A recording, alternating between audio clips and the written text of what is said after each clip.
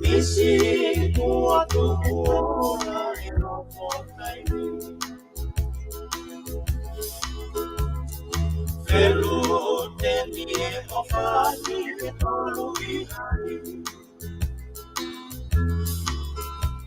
Maale mapua fatakoni Devisi Kaumanya kaani Keke ilo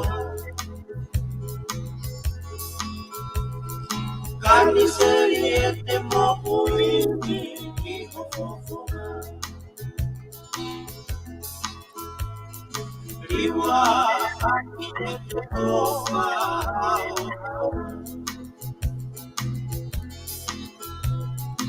Ilumia eleotifia Lemeleka Ema laka efuelo Oela Miso neke lawe Ola Sio kamoati Lokusela Sio atai maiko Liuto Kokori ke fufa mo nga hi tala malo fonua ka o nga hi tala fata puku to pe fa o atu pe miheni ka ta mo e fa nga mari ga ni ke o atu e ta polokalama ko ye ki hu keni pe mo e fatu fonua fo o ma heni pe mo piveni piukala ke o atu e ta polokalama ko ye mo wanga ma heni ke o atu ma pe miheni i he wiki ko to pe ko e fatu fonua fo fa ma pe ka inga ko ngo le re atu ta polokalama ke te mo to ke pina pe mo ka ta ko to share tu pe ta o ngai polokalama ko ni ku fa ko atu ke ta inasi ko to pe ai pe mo ki na tol ko to pe te na mu ya mai to fa no i ta polokalama ina pe i he na hodan ko loto ke ta re a piveni ki to ek ta re ko piveni ki he a honi polokalama ko no mana ke fa hoko ko i lo ko wike la hieni na fa no mai he wiko o si bata wa mai ki kamata weekend ko nga ko to osi fo ni ho mo hopotangi te neo te ke mahino mai o la ka ku ilo ko ngahi ngau ko mo faho ko hena ko ngahi ngau la fe ha ke piveni ki he hotan Malo bichol koi ki manifi mai ngau e o skone lava ti o po ni koi ko wi ngai ko wi be mau ki malolo ate ata mai mo ki foi wa tai mo ni ko ki lai pe ngau ki fai koi mone ko e ahoni e piveni na e whanong whakai ani e ahoni ku maari e whak mahino na e lere whare area nef ko e ahoni i ahoni o ku iai e whanki isu maari ai o ku loto ke whai ha ki whatarano ai ki o wakai ki ai tato ki whita pe ke whau lao ko i ngā ko e mea koni whahoko i whare area ka whanki i lao pe o ku whatonton pe ko e whangi lau na ui ko e mono pe ko hai na whangi whakarea ki ai o ku o mai ki whare area ke whai hano tālanga i ai ke whai hano ki whakalere i ko i ngā ku mahalok na usio kua ha mata vai e lao ko e pe kuanga mahene ki whoke piveni ke ngahi whare area ko e daimi o ku whai hano whakalere i ha whangi lau pe heni pe mono o ku mono whangi lau ke ngā ke malohi e ne tuu ko i ngā ke mea ko tau mua ki ai pe hinga ku mapuni ki foi lao ka wai ai taimi te whanong kita he whamalanga e aho ni hange ko lao na laki i fuafua o mai ko hinga ke malu i ai ni ihi kon ko tau te fito ku ai ngahi hopo ngahi hopo ko ia ku ko i tonu ke nau pehe ko i tonu ke ilo he kakai hingoa o ni ihi ko ni tau te fito ke ngahi keisi au ku o ku kai ki whiunga e moanga no fo pe fe mau ke ki malu e hingoa bana ai le lao ke finga ki tata pun ko ngani ko mare ia e piven ko loto ngale fa me he foi lao ko ni ku to pe mai ka no pere ko o ke pare mia malolo na pare mia he pura ko o si to ta pongo full mo ha ku na tala mai re ka ta mai Ko fa o lao o tu o lao. Ka mai foi lao ko hili foi lao, mai foi lao ko hili foi lao ko pa ko ki tau ke ilo ko ha uhinga ngahi lao. E ko ke lao ha me ai ta ofi. Ai me ko ko ke nga ue. Ai ko nge na upe ko ke nga ue lao. Pe a upe ke na upe mai. Ko alu ko he me ai ko ko fatongi ai atensen ni are ka ko ke lao vai a feka atensen are ke fai ha me. Ko fefe ho vakai ke tu nga gua tau fare are ko tau fare ni ku fa o me tau lao piven. Ko ia i tala. Mari ho ko me ko ni ta fa no ke. Koi. Ko price we pay for our ignorance, eh? Ko ko cost ka tau tolu ki a society. He whakapouri ai fu whaunga o ke whare whaulao ke ne tatake whonga. Ko e ango si o kunau tau whaholo he pouri lolo. E ku ose nau foto tu lao, nau whatonga i hake, ka ke function de reia. Ka koe lao ko koe na, o koe ke ne hanga o ai ke function ni. Na lo lia na toki tu. Kakai ta tau pe na nau rigi tu, kakai ta tau pe na ai na ta whanoko ake. E no pere ko e ua ko e ua koi pa ke mia malo lo kai ke so o se tau i vi fo kau kau ki ai mahino e fu fa po uri e fu fare ale e so kai tau ko anga fe fe tau te amanaki ki ha ola o ha foto tu nga o mi roto ko anga ye ko honest opinion ya without malicious, without personal. Ko e me be ko kai ke te fu ko na mo ne na te sio be te fanongo pe pa te fratum tomo pe. Na pango pe na u kai ke ma wa ne kai ke ma wa ha ne fa le ha ni. Ki fere ki olo pe nga i me ro ni. Ka na ma u ha ke pe time ko he ka ke yo le mai ai whanau hake ke nau whakiki he whai lao ke taofi koi mahalo something to do with the media ke hui a rewa ke paki mo ku fitu au ke ngai lao ke malu i ne a fio solo kai ke utui ko ha founga ia ke malu ai mo merino society ko whau e lao ke oppress aki tawa daina ko kau fo ke kupu ko fito ko istutoni o kono whare au pene tawa daina tangata tonga ko toape ke rea mo tohi ai mea i hono atamai kai ke ai ko foi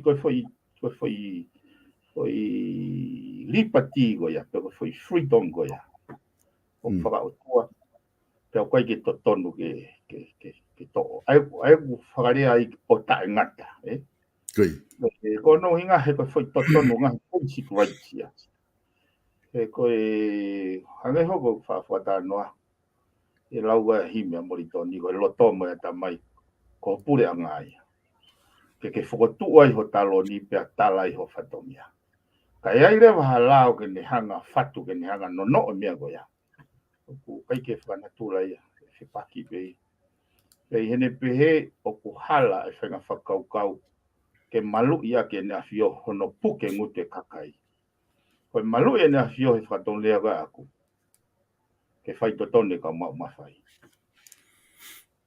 ka whai totonu e ka mau mawhai ho nau whatongia e malu e ne awhio without the doubt uhinga fokia e solo uhinga pita whala lami me ko ni ko mene tau tala no pike ai ko ke mahino pe uhinga ko ke mahino ha me ko ke ket in ai ko tau mua fok ka pau e lava ke whakatala tala ene afio ene involved he fai tutuni he tuko hau e kakai ko foi hala fononga ko ne tau osfo mai ai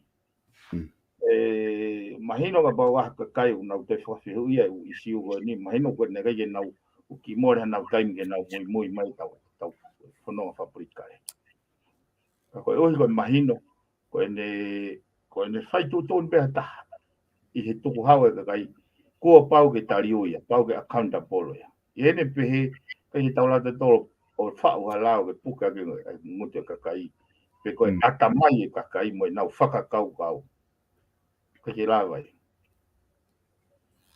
na ku fai to ia ni afi ki he fai resi sita gone ko ku hinga ben ke ko I foi concept ta tau Koi. resi ta gone fa mau anga o kore ki ai ka pau ko fatongia fa mau anga ko no administer ai justice ye fonuan pe o te nau hanga o ignoa ka nau feta ini whakaukau ke nau puke a public confidence o tuange ka kai ke vavanga nau ata mai whekau aki o uko o spolalaisi ngahi hopo ko niu wha politikare mahuinga ke nau ke ki transparent processi pe ki au koe me whatatana o atu nau oange nai whehu I mahi ka kai he uke ko si pe tala hopo a whe koe whafofua given ai natula tatau ka koe foi hopo bribery pe o pai ai special session koe ni o se whakahupa mo ngahi mahi submission pa mo ngahi tutune whamau lahi na whakaukau au ia e tala pe he whalaite ko osi e whia whalaite ko osi ai koe me ena no oange kakai a koe ke ose whalaite pau pe he o ana tu tala mo ni te pe tala ange mahal koe mo ni te os koe e afi to whehu I mai he kakai ka au ai mea o ongo I rewa o kai ke u toi lava o kai rewa ke toi whiunga ke u toi oange ha aho kau siki ai clarification me he whairesi sita ke ne o mai mua ha aho pau kai wa aho pau again o whairea na ngā ki ha tentative timeline o time frame o kunau whakafuafua ai whakamau anga e announce mai ai final rating ai final decision ko uhinga pe aku he ko pa o atu rewa pa feta articulated tu rewa ko uhinga e foha ki ai ke ima he whakamau anga ai public confidence e ko lahiange e o atu e teiti o whehala ki ko lahiange ia e hoa mo mea tafu he loto e kakai ke nau whehu ia ai independent institution It's a very contained. It was very apito ai mea koea. He ko ha no hinga na ko be ko no nga. E ko nia a ko fala idena na o na na accommodative. Ko monite ko mata ke na talk down negatively ki fo mauanga. Ange una was kamata ke la lave na wata mai ku kuki. Kau e ko na mio o na mimio he o si ai whainga kau negative koe. Ka ki au, it was a premature analysis. Ka koe hinga pia solo ko ngā koe absent ha foi tentative date ke o mai ke kakai ke he koe mene taha koe nau nau hanga ko koe o nau hinga e uloto lahi ki tohi koe ki ai. Ono inga he koe mea tau pena e hoko e tahon tata. Nai amanaki ke kai e whare area he aho koe, toloi ke aho koe. Pe aho koe ke aho koe na nau whakakau e whai mai aha tūtōni, u tahapuni na tore whare area. Aia ke aho koe, kako no inga he nai build.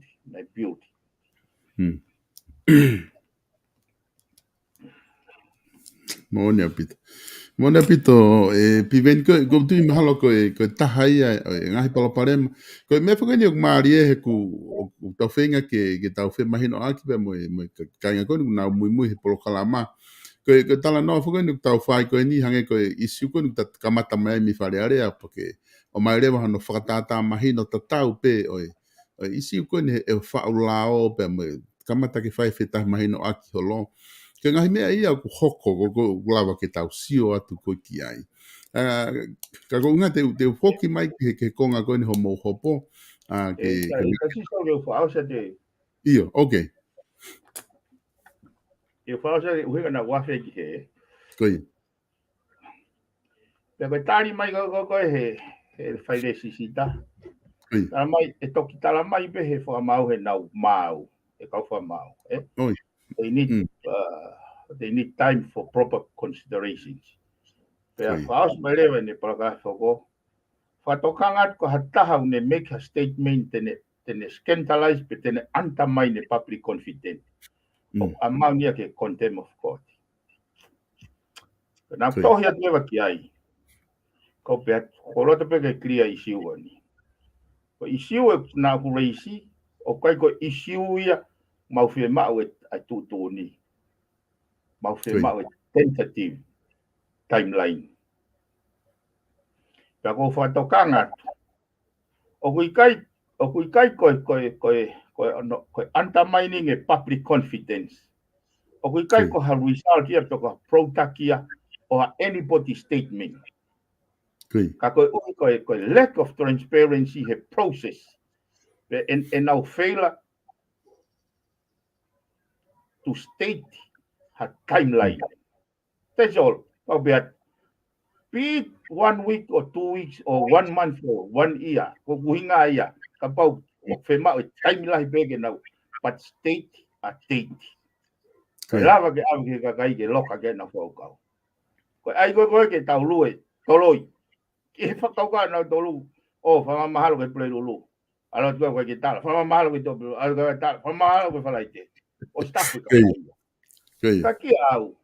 Ha meu tau tuanga e palpare make ne toki hoko. Ka ke tau proactively. Uhinga foke e glave ke solo. Ke fakau kau na mai me falearea ke nau fau e lao ke tapu ne ngute kakai. Me rea ke. Ka ke malava ya. Impossible. Os pa nau me kona ke ko issue na ke raise mai ko nau nau fau e lao pa osia pa nau waku nau ulu. Waku nau ulu te whakasio hifo nau kofu. Peko haka huinga o pono e lao ia o wha ngai kato ke kau kai ke lao ia ngāwe. Hire ko ia ko so i lao e ono ke hanga operationalize ai koni sutone ke lava whakantula ai ne function ni. E ko fumea ko nina tau stala noa. O kui kai ke iai ha mawhai whanau i he whataha tokoni. Foi ko bottom line ia.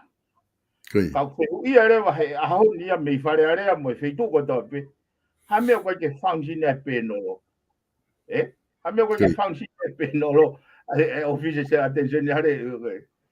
Kono inga he neka ke whakanatula pe ko ia. E he mai ko pe ia ai whakataha tokoni. Solo to o whakataha tokoni.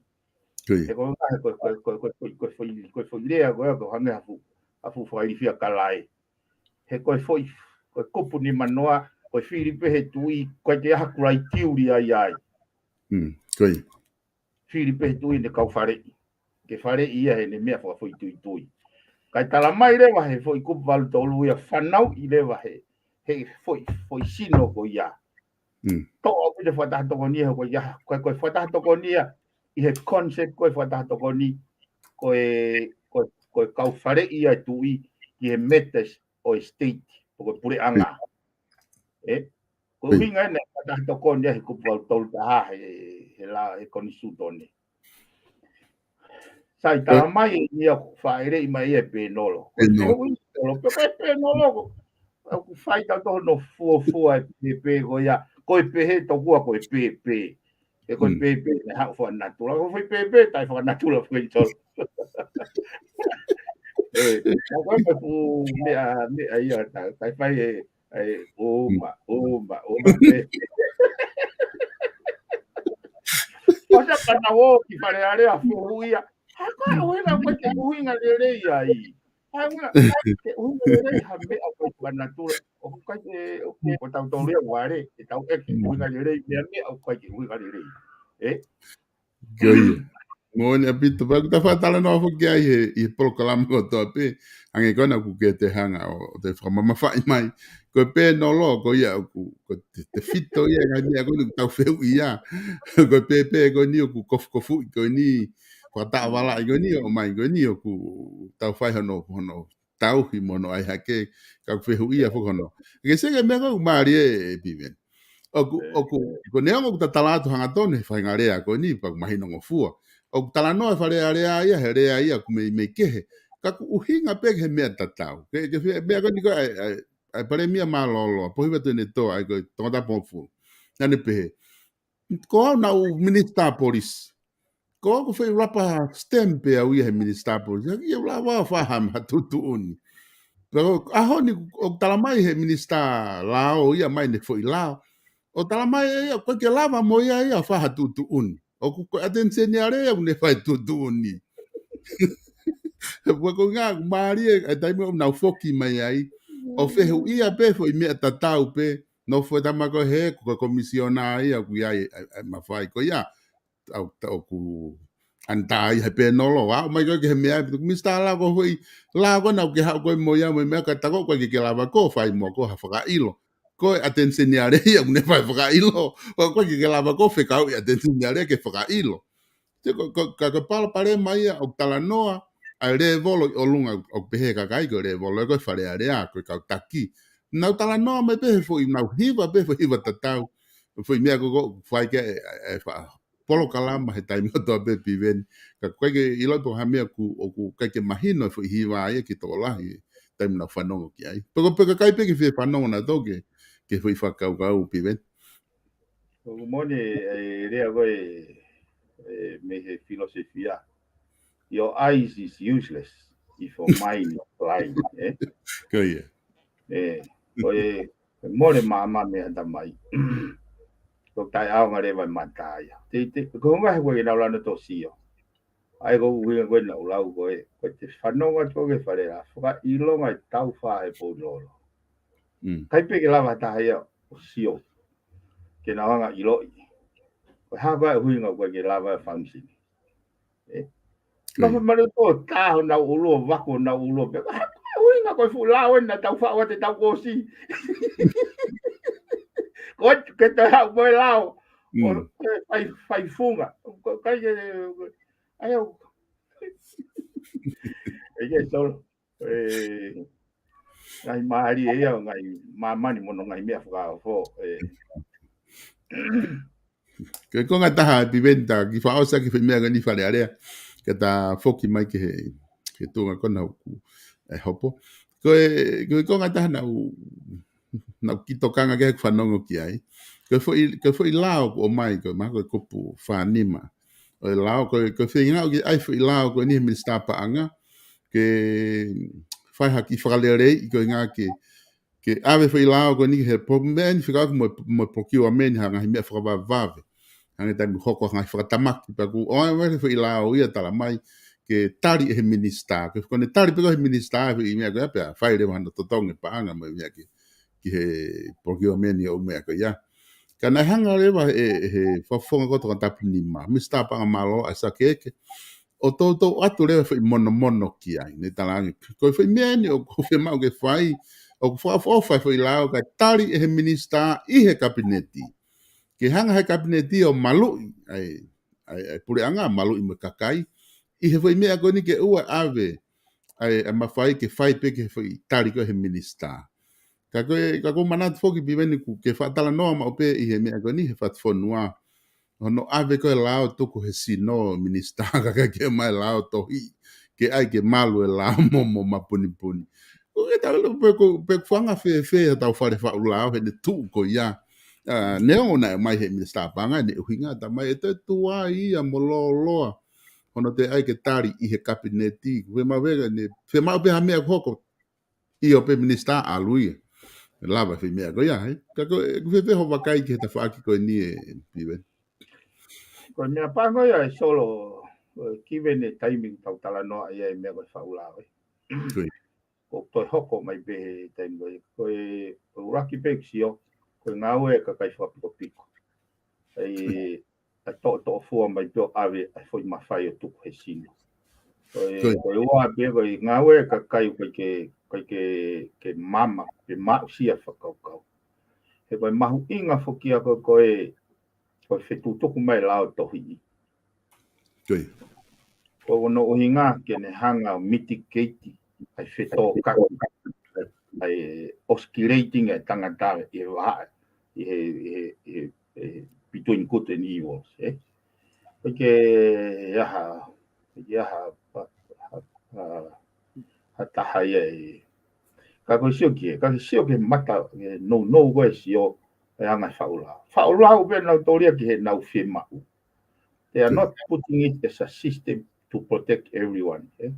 Na tatala no afoki ke isko hanga ko me ko ni go fi ai to go no la. Foi sistemia kwa valor foi sistemia. Koe na hanga ko ai pehi whakatu tā maki au. Kai ke ko o amana ke Oscar to e umea go ni ke whai pe whai ngā whakaukau e koe so hopo ni ai he wafe mātolu e waha ko ni ai lari mitia. Pea moe lari mitia pea moe whatato ni he aho ko ia. O whare na o mahi whamau o kuhala ke mo o mai hawhahinga whakakaukau i ha lao kwa iaha requirements. He koe mea koe na whaulao ai whatato ni aho ko ia o whotu e whoilisi. O whoilisi ko ia koe ngahi kautaha ia o ka ofi. Ke nau hu mai nau newspaper ko nau publication ki tongani. Ya koe whapipiki ho nau hingoa, whapipiki hingoa ki ai mohono toho o ku he roto ia e minister, he roto kia e kabineti. Koe whotu koe ai ki lao supporti mea tatau. O kou pehepe o kei poto o abo, ai kakai gonyo una nau whotu me gonyo lao ni solo. Teu tātou, o kai aha kehe ia, ai tuku ai mawhai minister, moi pehe, tuku e mawhai minister e loto ke kabineti. Te tāu ki ai he report koe ne asika. He koe kabineti au collective, o koe manatui pa koe ne angi pe koe e pare mia he mea koe ne mea e aluai. E ka kukuhinga, koe ke ne hanga o maha guarantee, koe whakaukau whakapoto taha ia e whai he minister. Pe koe whakaukau whea taha ia e whai he minister. Pe koe kabineti. Koe neongo loua pe ongo whotu, whababe whotu a tōndap ni ma. Ka una kei wheila pe he mea tatau pe te talawe tau he ripoti he mea goia. He koe tu uni kabineti ke whakatau e waka koe ni koe asika. Aia ki au, ko taimia koe o mai e mawhai o tuku he sino. Kai ke o mai tuku he requirements, criteria, technical or otherwise. Tohi he lao. Ka hawe ko ke whai behea i e solo. Koe whakapiko. Ma mahi bea ta mai ke whakaukau into details. Pea na harewa to fua tsai ki tok whai tutuni ai minister ai amui. Kau na hana tō tuange uruo ke ngangana i kai whanua. Kai te ke mai asika. Mon la hea pito. Ai ka tuunga ia o ku wao mai ki ai tuunga koe ni o ku iai ha tau wharearea pe moyanga e nau whaulao ko whahoko i loto wharearea i piveni. Peko tui mahalo ku hange koe ku ke talanoa ki ai o ku hoko penga hi mea koe ni hoko i wharearea. Ke ni hanga o te whakamahino mai ki kakai e whanua. Ai ngahi ka vinga koe ni whai kia e whaatalanoa koe ni o ku whahoko atu. Ka ke te ta whoki mai mua piveni ki he. Ka pau koe ki te hamea te ke te whie tānaki mai konga ko ia ki wharearea.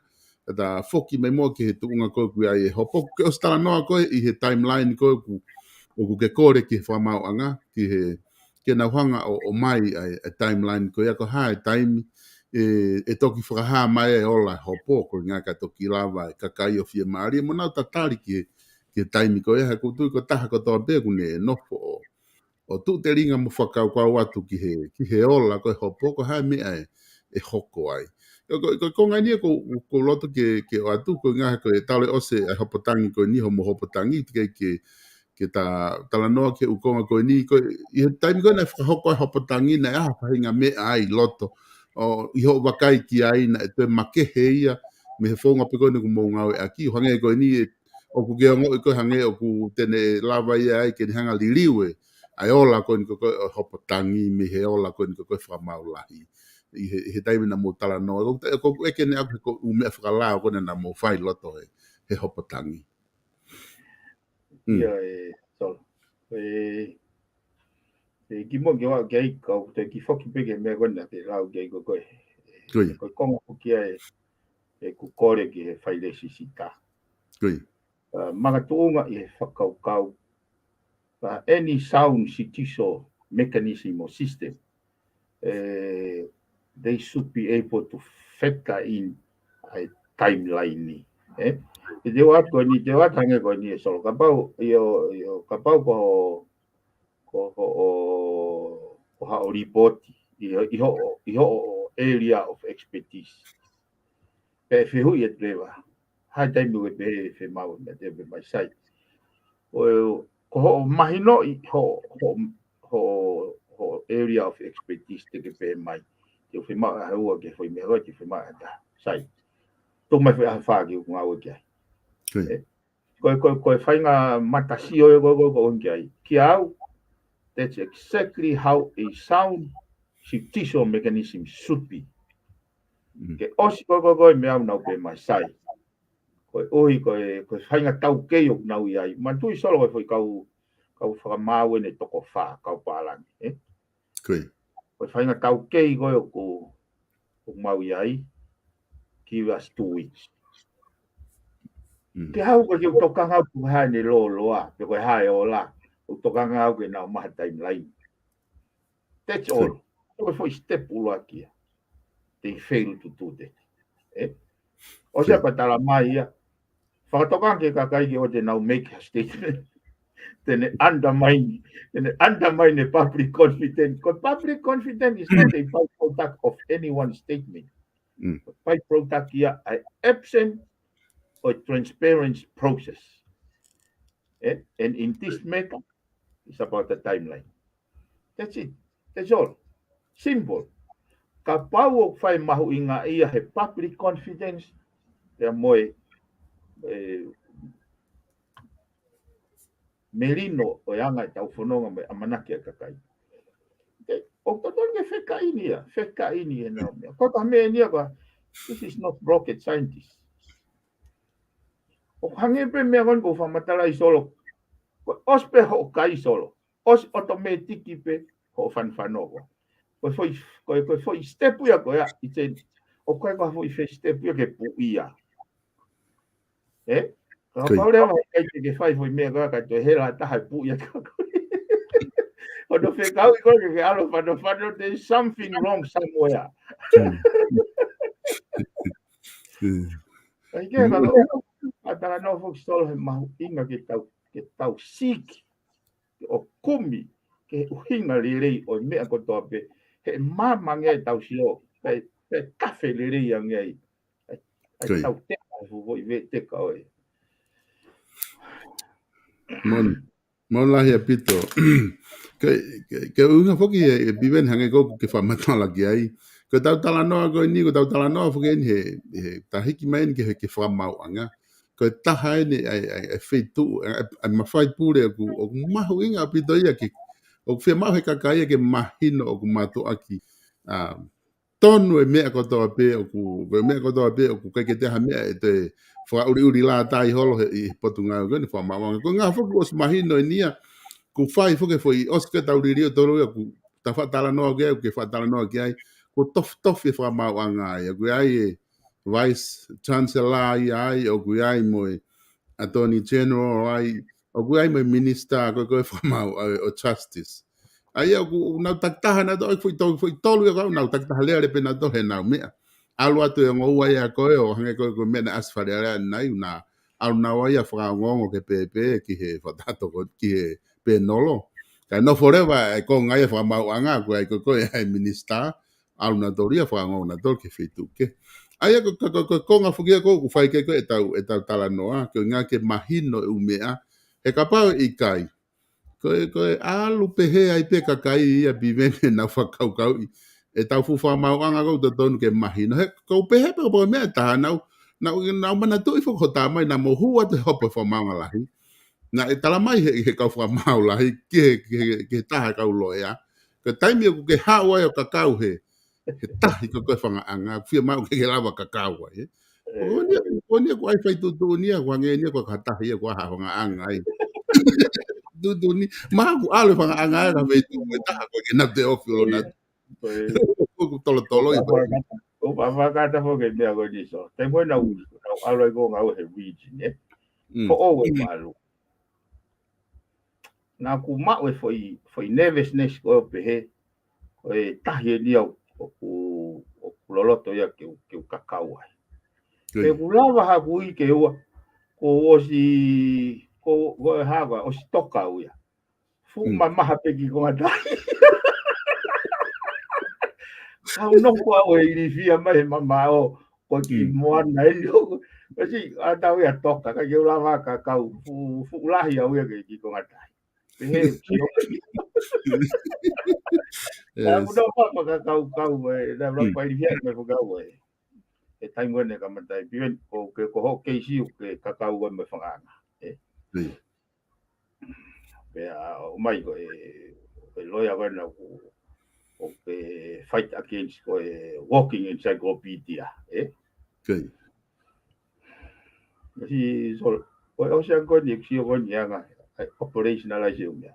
Kaya kaya mo kulawa ko e algo nga o pasiki. Nau kaya te o mere mo I pukota. Oki fa ua. Ta kono mo ni kai ke lava, I mean, ko feitu na pe ma lunga. I process of reasoning. Of paramount ma pe process of reasoning. Sound reasons, more logical reasons, mea katoa common sense reasons. Nang whakawhau ko feitu e. Ko ki interface ko npa mo e mea nea whiko pe oia ue whakapo. O toi maanu au. O toi toka pia ki ko atai ko ni.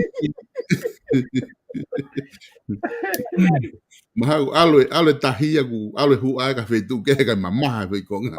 Ki ko ngana. Taka whetu tsunami atu ia kai mamaha whi konga tahia koe na.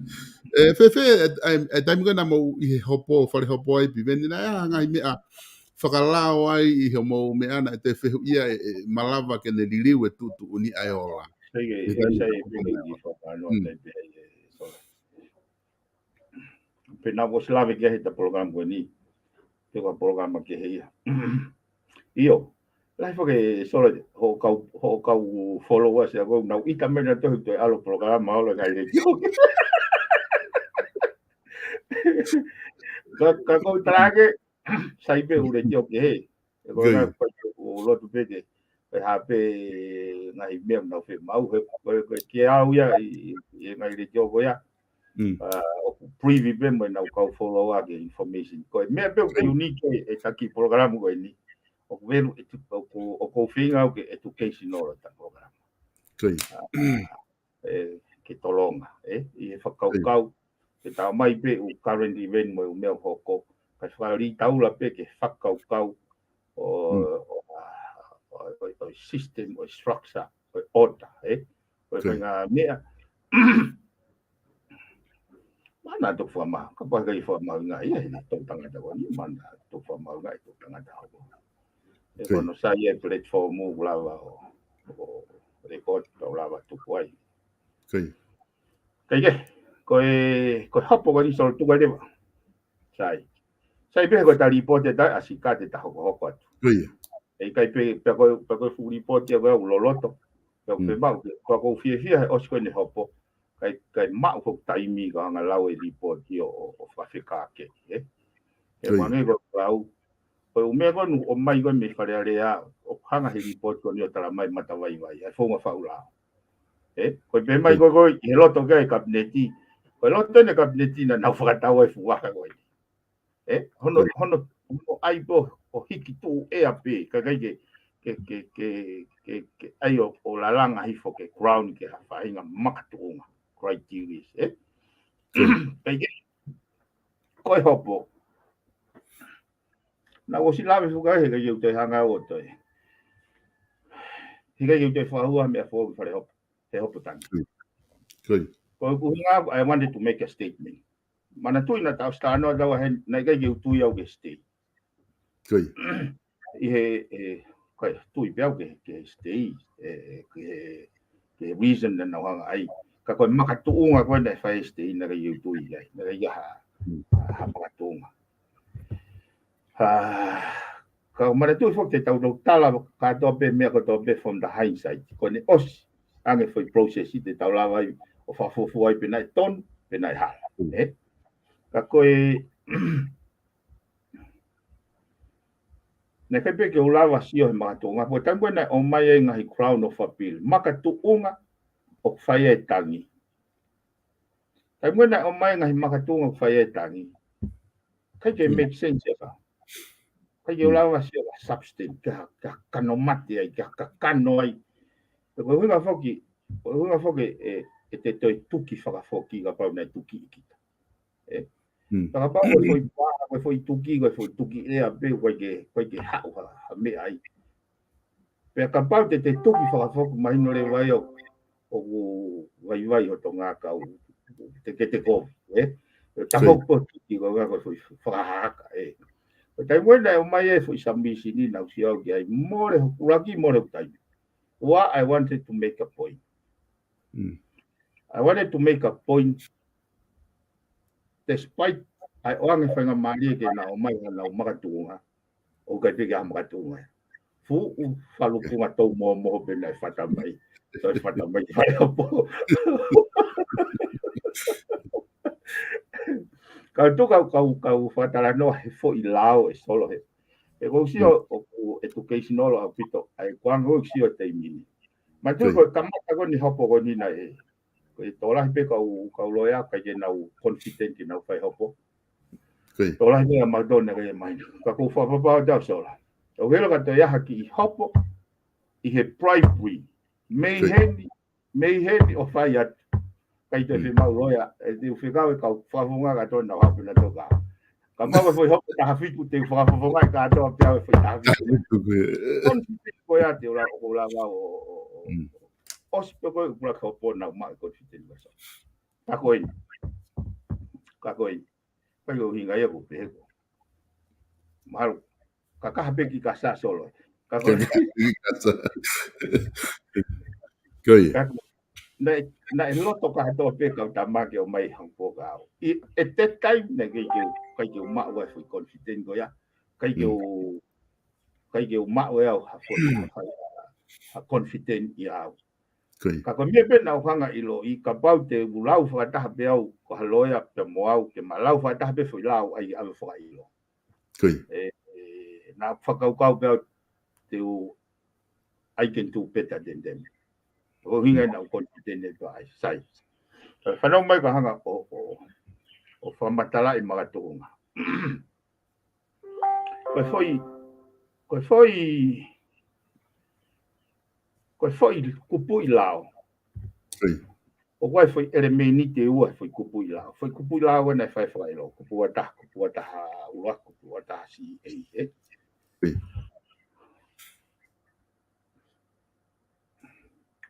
Foi mea ai ko au ko kite ko te whaka ilo. Ua pe foi elemeni te mea ki te hanga o whakamo'o ni ke whamanga. Very simple ka au e sio ke foi hopo. Ma tui na tatara noa ki mua pao pe atu. O ko whailo, o ai peo pulu taha I peo foi whailo e.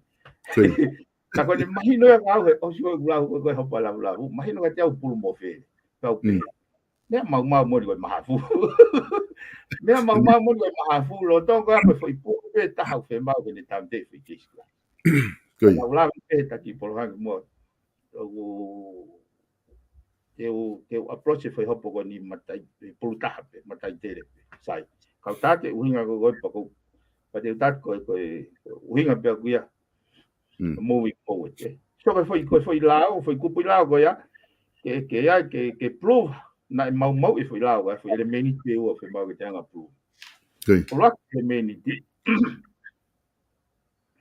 na ia give what made na ia foi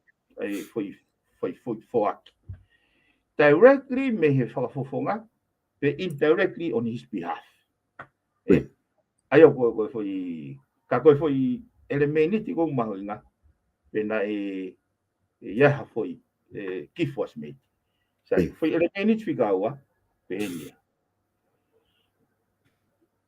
ko foi give ko ya was made kene hanga influence kene induce ka wota pe ke fili pe ka ke fili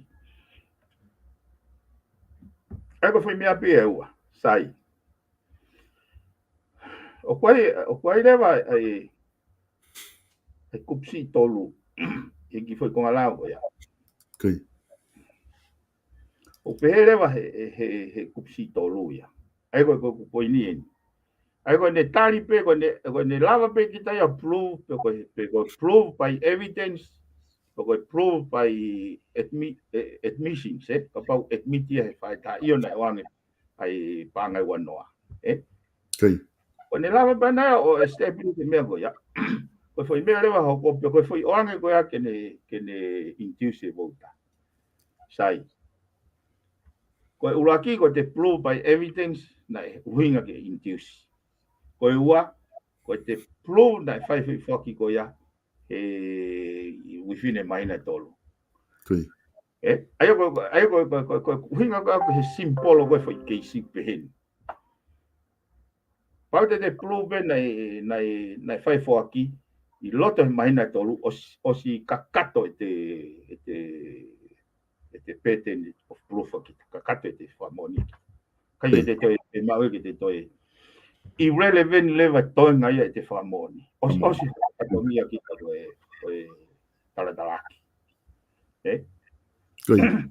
he kuhu mai foi kupu hanga he lawe o mai foi kupu he foi kupu si tolu ko he lawe tala mai kapau ko foi foaki ia kapau na ia ha foaki pa ko foi foaki na nofo i loto he mahina tolu hanga ia turika me ua ne turika me ko ni tala mai le vai by default ko bribery te tau pe na kai ko tau mua ia o sta mai be la o by default ka ba na i loto mai na tolu o si la ia he lao na ke bribe ai go rock foi ko ele me ni dia go hanga turika o turika ko no wa pa ko ke fai no lo ia ai ko pe was turika le va no wa ne Filipi le vai ai pattern of proof o ave ia ke fai ko fai loa ke ne toki hanga ia provide maha ne whakamatara ana ke whamauanga ko ene motive na innocent ayo ko ene pehere vana ko ireva ko te meet pe kita foi ele meniti ko ave leva mama fatongia ya o defense ki he fai loa ayo ave o lawa ne nai hanga he teiti o declare ia o team to be a bribery pe ko te hanga o whakamoni hange go ni ke te hanga whakamoni na mono mai se ni ti pe mai mana tu ia ha fili that's another way of proving it sai o case ko aku admit be he fai ta ko gift was made na ia pe mo whakamatala ia ko whakamoni na ia utoka ngau ki ai foi mea fika o pena loto ke hanga whakamoni ko kif ko ia na whakia i loto i maina tolu o si au sai o si hanga rewa i lo i ai o kai ke te aha koe whatongia ia o koe toinga me ai koe whatongia e whaeta sai ko taimwena o mai ai sapuisi nia whetakai mai pe ai loia ia koe whaeta ono tukua ki e kua whakamoni Ile ko hena na os admit ya na told that the gift was made. And the date na whae me ana I loto he mai na tolu. So os ia.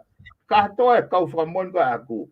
E tau pehe na pehe he whamatara whamoni na siripa.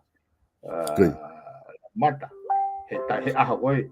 Kau hala ia. Ka ki toi aunga ia. That's peripherals, eh? That's secondary peripheral evidence. Ai o ngau e ko whare au. Tō mo noa ia veve ia. O so matala ko mea ko na hau ko he ko mea ko na hanga establish. O ka ki ha ground ia. Mama na to tamai na talange he ko witness ya ku ia Falan pulo kana falan ngenga ia. What does it matter? Why does it matter? Ke mahuinga pina falan pulo pina falan ngenga. Lo tong kana de admit na ni wang e pangatiao. Huinga be fatala no aso. Ai time when I lere I hope tangia. Me go na hanga fatonga I tatau ka tope. He upopo. Absent of reasonable ground.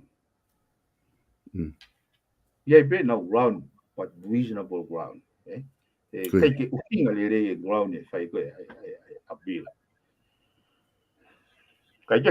Ko uhinga fo ke fata no so na awe apia ki ai te ke fai hopo tangi pau to ia pia ia email e pia I have no intentions to file any response. But to rely the judgment to go for ma. Tai ko a uia. Ko ka fa ke he na nau tau fa o the reinforcement au ko loya.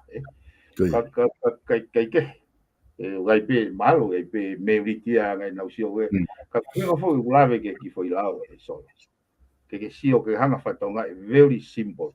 Ka pau te hanga o tafa le ngai nerve system. Te fatonga ki tau si ngau ke te fai. Ka tuku te more ho toi vi he te fe tuku mai mea koe o se ka ki au. Yo ke hai ola nau tutoni. It has to make sense, eh? Maria pit. Aya ko ne tu ko ni ko whamatala ko ni mahino pito ki foi lao ia pa whaingo fua. Ke mahino. Whaingo fua ke mahino ki matol ko nuk whanong he POLOKALAMA mo tau whanong ai. Ko ne tu ko ia i he whamau angatang, i he whamau alahi. Oku na mungawa ki whake mo tolu ia ai na ke mungawa ia ki ai beyond reasonable doubt he ka whamau ngana mungawa ki mo to probability. O wahane ke moa mai ki he whamau atangi. Okay. Ko isi wa na raise mai so tu pe te fatano bi le. Na ki raise mai isi wa ya ki mo ba fai go ai hopo. Na to mai ai fai le sisita o mai whakau ko ni. O pe a bill court na whihala ke high court. Age na ngau aki he hopo o peisi e nau mea fua ke whai tutuni he hopo go ia. Ai standard of proof by balance of probability. Kui. O mai pe ke mau whakakau an ki ai. Nau si o pēo kai koe ke awe koe ke kai ki hane hui kana nau o mai pe Lawa Britania i he foi case law I Mauritius ke Mauri whea ngai. Kai ke angau si o pia aku me he lawa tongani mo ko ni pe foi tau o mai hala ha fono ke ka pau ko ja tau lawa I siu ya. Kui. Ai ko lawa firi ko lawa tongani exist. Pe o ku mata vai la tongani. Kai le tau te la to ma lawa ke pa ve tau ngau ke ai lawa ai go ko se exist. Ai panai Ai ko lau ia kun na kitok whamatala I mai kok whaingo fua ko ni. Ko lau ia ka tau tolu ia. O ia, lau ia tau tolu.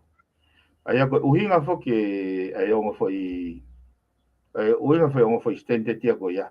O ki maolunga nge a extended ko beyond reasonable doubt. Pau ke te hangi tai a prove beyond reasonable doubt na hoko mea ko ya. Ko e balance of probability ya ko te ki whakafua pe na hoko. E ki tiru pe mea fua ia. E unau wha tata. Ko e ne palanisi ko taki ni manoa o whahai. Ko ne hanga pe ha whahai o ki lika mai o ki tile e mea fuau. Pe se te ni mataha. Ai whakaukau e na e malawa ke hoko mea koe. O ame ai putunia manau to. Ai koe whakaukau koe ni he mea koe ni o mai. Nāku. Kai se, ka tepe. Tō peke ange e tau sio. Ko ku o mari e he koe no moni hange koe ni. Na aku whakakaukau au koe hopo koe tonga tawha. Koe loia ia na ni hanga waste issue. Hena alo e minister panga o mai ne loia koe tangata New Zealand. Koe whamau malolo ia, whamau lahi malolo ia me Cook Island. Pena aku whakaukau o varea hu Dr. Lau hake ai submission a Dr. Harrison. O pehe takoa te keke waste ia. Keke waste ia e ha loia. Kau whehu ia a hono waste mai me whamau antangi. Kai te toki lawe kai solo te ulau le o se umea ko ni maria o pite wanga koneki ai u whakakaukau ke tauhanga mui pena whanau me wheu ka koha ka ki au ka pau e ai lewa hape he ko whaitu tone whamautangi ko mea fua to tonu ko whapotabota haipsi o ko ko ngai case ko na so ke hen solo e bigi whamautangi ko case ko ngai case ko na hanga he whakamau o mai na kai ke admit ia he whahai ko na ai gift that was made na nau hanga nau toria o tinai na hoko mea ko ia ko gift ko na sai o mai rewa o whahai na ngai o whamatala ha urewa whakamau he o se hopo o assess a quality of evidence most likely ko fe mea go mo ni fe mea go gloi fe mea na malawa ko fe mea ko ke malawa ke hopo pane tok o mai le vai ene tutu ni na be hopo ko a tonga tapua be hopo tonga tapua aki be hopo tonga tafa be mo hopo tonga tapnima sai ka toa ka tama ko na fai tutu ni a base balance of probability ai ka pore wa pehe ka fa mautangi na hala for measurement go ya ko me go na ui go standard of proof ki au whakaukau whakapoto rewa ono toi whakafoki fo ke isi ke whamaonga lahi ke toi retrial ke toi o mai kau whakamooni o mai ke toi whai hopo whai cross examination mo ngai mepe ke toi whai fo e hopo i he fo mea fua ko ya ngaka pe he hopo a tonga tafitu solo e wono inga he prove fo i hopo ko ya ake balance of probability na admiti ya na admiti ya sai ko issue le va ta ko uhi ko no reverse he kupsi tolu a pattern of proof o ave ke fai loa ke ne so ko foi fogarea ko he oi lao to prove that their motive was innocent sai o rock for me ben now hang out identify credibility o evidence ya ko ne asi ko ere meniti ko o forging forged document ko perjury ko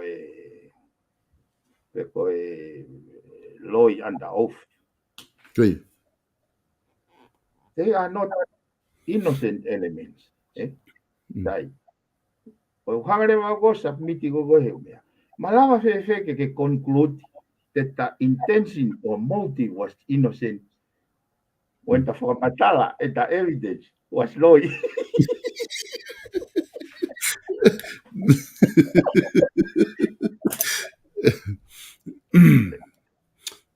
Mari. The Philippines fai ngata ke ha va mai ta mai o oi ki ren ko ya ko mea ko na mai ko fu mai fu puta loi ka to ui ka formatala Kei. o ya la kono moni so ko ki fu ki lolo ta ka fa se ke fu ka ui lo ka to ai ka fa mo ni ko fa ita ka ui me na o ngo i tai ngone ho ko ho ko ta mi au de vita he ko ngone to ta fong fu fenga to ke ai lo ya ke nyanga o furi he whakau kau e kau wha mau tangi o wha te tau e ke tu tōne wha mau lai. Kei. E mene una ko ngoi ko ngoi ko pe ko ngoi au pito ine hoko. E ko tangu tu mai fu toko wha ko fu kau. E nau whenga koe pe au peo nau eke hanga ton mai. How do you reconcile? Hanga whewe o hanga whaka whenā pasi. Ai mea na ere ake minista panga, moi mea koe nau ke fotu mai. Ko nga na fe paki, mandu e solo na ta whata noa, e kai ke lava he po uri, moi ma ko o tis hafo i loki ta. Hafo i one at one time. Ke hau pe fo i pekia kalaisi.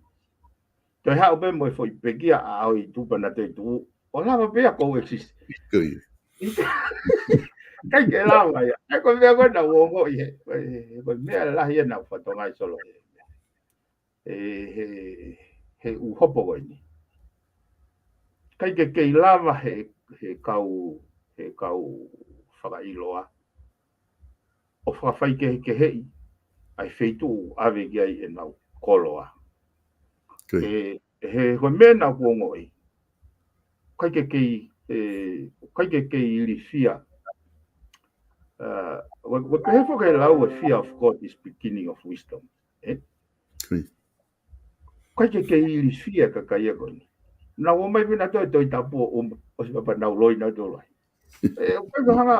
I cannot reconcile that. O he whakau. Tuku kehe ka pau na hana to imagine ko to tapu ko something of no significance. Ke makatunga na hui nga hano mai ki whamawanga, ke whare hopo, Solo ko whawhawa ta.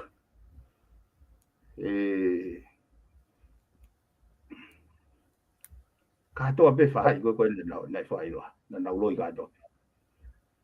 Ui whahata tau, te ulawa kone ke loi. Ua ko maua e matasi o ata ko ulawa whatotolo ni ave.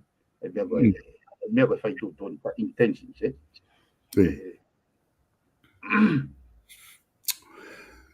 Kone tū koe tai ni miu mahino o pito piveni konga ko ke whakatanoa ki ai. Mahino pe me tū koe ai mea ku ta o ku whenga pe whoki he bleare pe POLOKALAMA i loto ka ku mahino pe ka te au koe ngahi mea i whamau anga. E tikai ki tala ai o la pe ku os whakatokanga mai ai whamau anga ka koe ko ngai. Ngai contempt of court. Ka koe ngani ko ngai pe ko hawhihu ien pe ikai ka ko ulotoki o atu. Ka paurewa koe mea koe na whotu mai. O na toto na hala e mea fua na ngawe ake whamau alahi. Koe tano au ko hopo atonga tapu fitu. Koe tano anu whalupua motoenga. Ka paurewa koe mea fua ia koe ke whafoki. Koe mea fua koe beyond reasonable doubt. Nā ke taramai foki na o totonu ke te foki ia o hopoi. E ngai hopo lahi foku whai whamau atangi. O kuna ui e nau tolu ia ai whihalaki koe ia koe whihalaki wha teknikari. Koe whihalaki koe au tuku ia mai whamau lahi. E ngai hopo lahi ku oswha hoko. Ka pau e au ka tūnga pehe pa nau taramai nau tolu ia na e whihalaki. ko ai e hao e ka minister ia ko koe he ngahi wahenga ko koe na ka ke lava for approve ko hange ko po pena tamare mana tolu ia ku na hao na tolu ko ngahi na hala me fu na ngai for maula if e ko hare me e hoko tuai o te ha me e ha step ke hoko tuai from here onwards pe ko e tau whanonga pe ai kakai mo tuunga ko ia.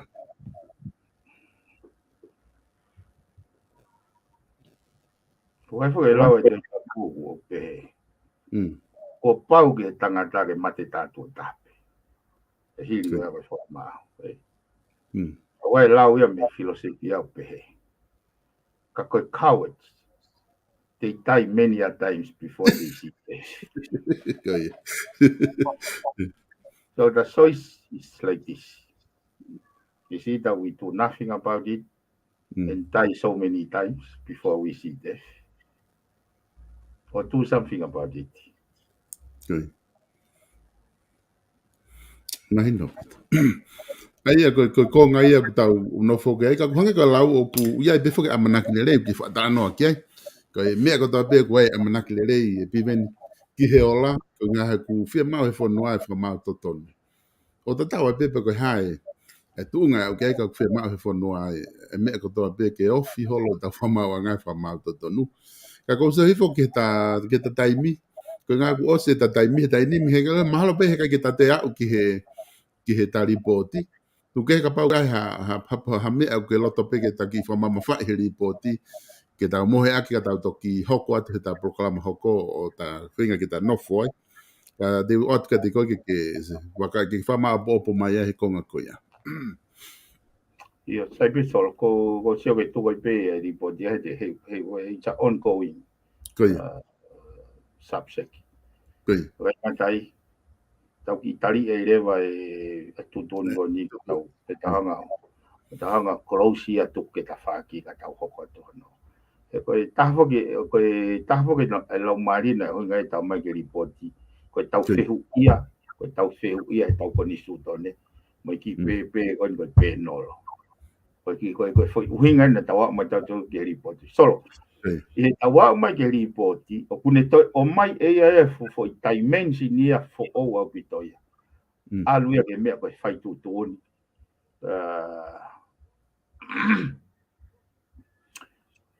Alu ia ke ngai whatongia koe futicial duty pe koe obligations.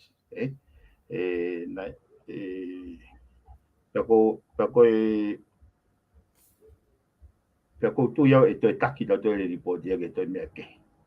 Kai ke ngata pe he tau whenge make sense mo ngai whaituturi tene taki ia ke kono moni solo peheni. If we do not do anything about this, ke whai mo, ke unga ke mahino, kai whai mo lava o mono ngahi fu, awa he mea kai whaituturi.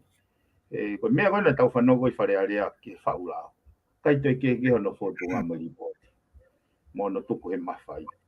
Ka ko ono iku anga, e inu he kakai e whanua hono nunua. O isi uia. Ka tatou hoko e pehu i ka hau. Peko ha taimi pe, ka pau pe out mai e. O he. Pule lulu ka tau. Toi ki lere pe, toke lupo whalai te. Ka tau sio, ka tau ke tau sio.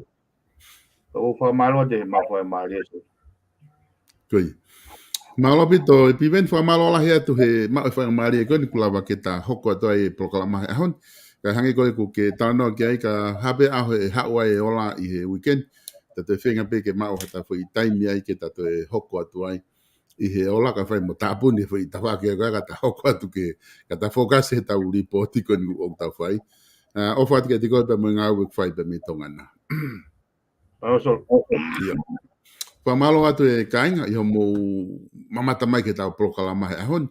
Pamalo la he atu ke tiki mo dolu ko ia ku mo mui mai he tau ngahi POLOKALAMA ko ia ku whahoko. O ku katak whamore be ke i he lere ngahi POLOKALAMA mo wakai be ko e nei ke whaha au ki he ripoti o asika i ahon. Kia ko ngā ku lahi pe ngahi mea ko ni whai ke e whakatala noa. Peko no hinga ia koe ke lawa ia whai hau ki ai. I hene pehe e kainga ku whamalo pe foki he tau kau sponsor. I ho mo tokoni ko ia ke whakahoko te tau ngahi polokalama. Pako ki mo ki walu ke sponsor, koe whakahoko te peka tingi mo tolo oku atape. Oku atape ka pau ke oku iai hani ihe tingi mo tolo oku mo fia mau lotonga a whakasio holo hakau ngā ue. Ke nau ngā ue, koe ngā ue reipa eni. Aia koe ngā ue reipa ko ni ko saita haka pau oku ke, ko whainga ngā ue pete ke whai. Koe general leipa pe ngā ue koe ni. Oku whahoka ngā ue koe ni North Coast i North Shore. Aia oku, ko teke kamata ngā ue pe i he wabetaha. Ko hape o whainga maari wabetaha. Koe saita haka pau oku uia hauki wha ilo ki he whaupuha moe, tufunga moe ha. Tuki ake hamala fo i whao. Ka waha wha ilo ki ai ke telefoni mai he ku telefoni. Noa hiwa whātaha walu, nima whātolu noa. Telefoni line e ia. Noa hiwa, whātaha walu, nima whātolu noa. Pe koe telefoni toto. Koe noa wataha. Noa wataha, sorry. Noa wataha, hua noa nima, noa ono, noa fitu. Noa wataha, hua noa nima, noa ano, noa fitu. Oku whema o ha, ka ngawe ke mau ki i site i North Coast. E lawa ke tokoni mai e kapa, oku ke whakasio holo ha ngawe hen. Hape tu unga ki ai, pa ke tae me pe koe ke tatara noa, ke whahu i koe ke huki ai, ma oa hao ki seniti ai tokoni ki ho family. Mahalo koe konga ia ulakia ko manatu. Ia ke koe ngahi tu waki. Oku ata pe ka pau koe ai hao whainga tu waki uki whema uke mau tu waki atu mehen. Telefoni mai ke ta talanoa. Po hape whangi puka waha wharikai puka ha whainga ngau uku ke whema ke tu waki ke whakalakalaka e mau hopanga. Tokoni ke te koe oku ata ke whetu taki mai ke tu waki. Ai ngahi mea koea ia tiki mau tolu. Pea kono wha osiko he konga ko ia. Ka pau oku ke whia mau ke polokalama. Oku ata apitonu. Oku ata ki hatahape. Koe ke toka ngau pe ko whe te whak politikare ko ke kau ki ai. Pe koe ke hao politikare au ke kau ki ai. Ka wai ha whahinga kaweinga maho inga. Oku ke loto ke talanoa ki ai e aunga ki he society. Pe ke loto ke whaha wahe ai. Pea ke whetu utaki mai ke te au. Oku ata ke kau mai i polokalama ko ni. Taimi tatau whamalolahi ki Starik Tupo. Whamalolahi ki Starik Tupo i he pe mai kautaha ko ia ai South Pacific Loans.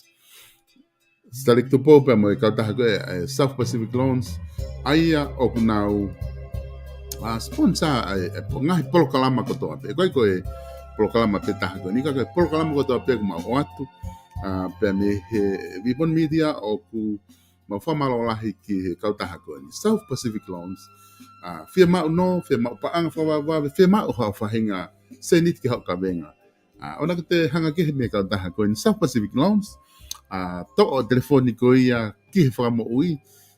Starik Tupo, noa walungi au, walu, hiva walu. Noa walungi au, walu, hiva walu. O lea ki Starik Tupo, tēnau tokoni atu ki atu koe, puka taha pe, o e nau kaunga awe, tēnau lawa tokoni atu ki atu koe. Koe tau live stream, amanaki foki ke lawa atu i he pomong tawanaki, ki Kispon, o whakahoko ai live stream koe whai aho eni, o whakahoko pe me ai. Peka whainga tapa pe inu slani, o kuke whiama o ke hulu hao whai aho, putu pe ko haka toanga, o ku ata live stream. Ke whetu taki mai ai, e lawa ke mau whanonga atu ke whetu ko ia. O whakahoko ai a live stream ko ia. Noa hiva, whātaha walu, nima whātolu noa. Pe koe noa wataha, ua noa nima, noa ono, noa whitu. Whatonga iange i Australia, e kamata, i he wike ua. O e mahina ni, ai live stream mi ai, e wa a koe i Australia, ai whahoko ia e Flondes pe mi Australia, me Brisbane. Koe whiga telefoni te ke lawa o whitu utaki ai, koe noa wha, hua noa hiva, whitu wha nima whātaha. Noa wha, hua noa hiva, whitu wha nima whātaha, whaahinga kātoanga pe, whaahinga put, peko reunion, peko hape whainga mea. Iha tapa peo Australia, tātou te whito ki Brisbane, te ke lawa whitu taki kia tes, I he whia telefoniko na te nau lawa o tokoni atu kia te koe pe mi Australia. Ko tau whare kai ko ia, I he mea kai tahi, oku kei tu mo lau. Ai, whare kai ko ia, o e onga matu atonga, ko e Haven's Kitchen. Ai au tu I loto o tahu. Wha hinga ka doanga pe. Ko o si makme tokoni, ko wha talatu na mau. Makme tokoni ai, me onga minister, e ua heni. I he mea tokoni ko ni koe, I fuat. Haven's Kitchen, te nau lawa o teu ieni I hawhainga function pe o kuke fia mau I loto o kalani. Fika fitaha F o e Portage Road I loto o tahu. Pe telefoni no ua taha ua fitu. Valuono, hivaono. Ko e Kitchen Haven. Haven Kitchen I loto o tahu. Ko e tau wharekoloa wala. O ku keitu mo lau. Ai Page Fashion Store I loto nuk alofa hanga ke tau mo pe au building. Ka pau tige ke afe ai, pa ke afe atu ai. O ku mautonga. Ngau ke wharekoloa goni ke whakakato ngahi. O ku lahi apita ngahi wala ke te ke toli mo whili ai. Mana tui, ko e taha eni e tau kau sponsor ko I henga polokalama ko ni. Aia o ku, ko e koloa kotoa pe mo e wala kotoa pe ku ke whakatau me ai. O ku tokoni ia, ki hoko atu ai ngahi polokalama ko ia. O maoad meheni pe mi FATUFONUA ko e Page Fashion Store I loto nuk alofa kumi haawalai ko inga I he tatau pe wala aloha wala ke family tu e wala ki whakakolisi pe ko hape whainga lanu ke fia mau te nau lava ko toa pe o tokoni ati maa malko ngatai tau ngai whanongonongo pe tu aki kulawa ke o atu kata to ki hoko atu apongpongi Polokalama apongpongi ko e hoko ataha ho ata ko e whafango sai ane pe mo 5 kau sales waka. Hoko ai tolu ko e polokalama ia bulldozer pe mo whare ice. Langa whanua re mātua I muri I hoko ai fitu e fiafi ia apongpongi. Pe katoa pule lulu rewa ko e ke tonga pe atonga pe mo takfadan Aia I he taimi tolu e fiafi. Ka tau ngahi polokalama e ke hukeni, ki mo ke whanonga atu ki kisponi I he pongpong tona ki. Ki e whahoko a live stream pe mea ai. Mo mea. Kina kina Esi ona afutania Si ona ua Mana tua si imata Oe paea Tua ofa tu pe ike No foa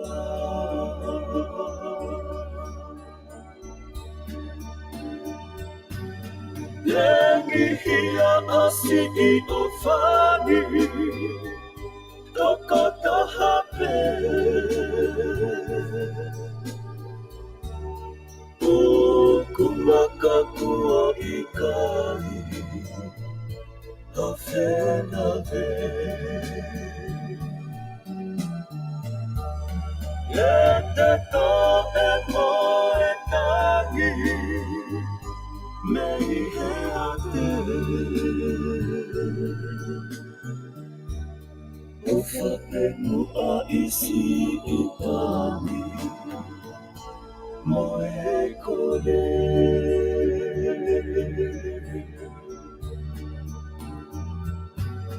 Lengi hia asi I ofani Toko tahape Ukumaka kua ikai Hafenave